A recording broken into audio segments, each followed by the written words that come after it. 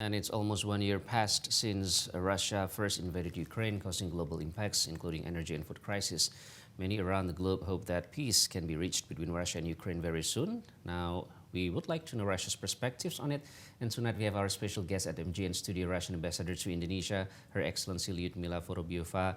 Madam Ambassador, thank you for joining us tonight once again. Thank you. How are you? I'm very well, thank you. Since we're almost celebrating our 73rd bilateral relationship between Indonesia and Russia, what's your impression on that for the first question? Absolutely. Tomorrow, on the 3rd of February, we'll be commemorating the 73rd anniversary of establishment of diplomatic relations between our two countries. So far, we've seen our relations to develop in a very positive way, despite the current geopolitical situation.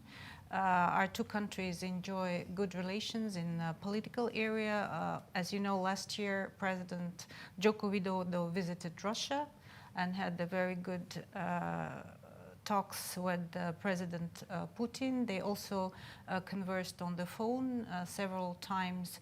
We enjoy good economic and trade cooperation. It could be much more, of course, but the trend is very positive. Last year, we've seen an increase by 50% of our trade turnover. We have some joint investment projects. We see more and more Russian tourists coming to Bali, of course. Yeah. It's a promising things on many sectors on the bilateral relationship. And then now let's go to it's almost 1 year to mark Russia invasion in Ukraine, Madam Ambassador. And then if we look at the previous news before, there's more attack on Ukraine in Kramatorsk. What have changed in Russia's view towards Ukraine and also its Western allies since it's almost 1 year invasion? Well, if we look at the targets of the operation, they have not changed, of course. The target is to liberate the people of Donetsk and Lugansk, who for more than 8 years have been targets of attacks from the Kiev, Russophobic Kiev regime. 14,000 people were killed from 2014 to 2022. And the target also is to denazify and to demilitarize Ukraine. If we are talking about the perception of Russian society and the government of Russia on what is happening, then of course it has changed. We have lost all our illusions about the position of the West, and by the West I mean the US and its allies. When they are mentioning the war in Ukraine, it's not Russia that is conducting the war, it's a hybrid war conducted by the West against Russia. And unfortunately, Ukraine is just a victim of this Western policies. So now we see that beside the facade of beautiful words about peace and democracy, the West is doing whatever they can do to escalate the conflict, and they are preventing Kiev actually to have a dialogue with Russia. Okay, so you mentioned about the West. How does Kremlin respond to the decision made by the Western, led by the US and also German, to send tanks and also other, helps toward Ukraine for the military? We heard this calls for dialogue and calls to stop the war. And how will sending the tanks to Ukraine will help to stop the war?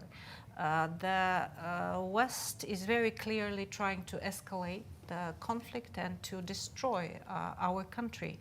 But the problem with the West and Ukraine is that they should really remember and not forget the lessons of history. We had tanks from Germany on Russian territory, and you know what happened to them. They were destroyed, and the Russian troops were in Berlin. We won the war in 1945. And people who don't remember history have no future. And that's what we're trying to make our former partners in the West to understand and in any way, the sending of the tanks, I'm not a military expert, of course, will not change the situation. It can give a temporary advantage, but not, not more. So you're saying that by remembering the history, the tank will be destroyed? I have no doubt about it, and our Ministry of Foreign Affairs and Ministry of Defense has stated that any foreign defense, or I wouldn't say defense, but military equipment sent to Ukraine would be a legitimate target for Russian armed forces. Okay. And also there's one more thing, a statement from the Ministry of Defense from Ukraine, Madam Ambassador, that said that Ukraine is already de facto member of NATO, just waiting for the de jure status. How do you respond on that? How does Russia respond? I would first ask the real members of NATO, how do they respond to that? And I'm not sure that they support this kind of statements by Ukraine. And again, what is the target of this, or the aim of this kind of statements? Of course, to escalate the conflict and to drag NATO into a direct confrontation with Russia, which so far they're trying to avoid. Of course, they are conducting a war, but it's a proxy war.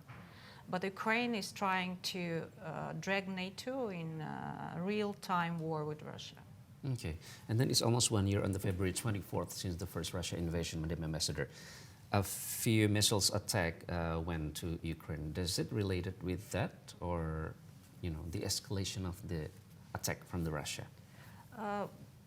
The party that is escalating the conflict is not Russia. It's Ukraine, very much instigated by the Western partners of Ukraine. They are sending arms, modern arms to Ukraine. They are practically pouring oil into the fire.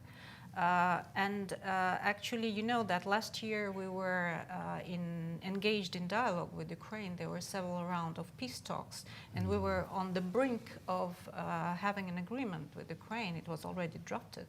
But after the then Prime Minister of UK came to Kiev, Boris Johnson came to Kiev, Kiev withdrew from the talks, and Zelensky a few months ago signed a decree forbidding any talks with Russia. It's an official position of Kiev. Okay. And then what's the purpose of the joint military drill between Russia and Belarus? Well, like any military drill, the purpose is to get our armed forces stronger and to increase coordination between the armed forces of Russia and Belarus. We are, with Belarus, we are close partners and allies, and of course we need to have coordination between our Ministry of Defense and our armed forces. If you are hinting that we are threatening anyone, no. It's not directed against anyone.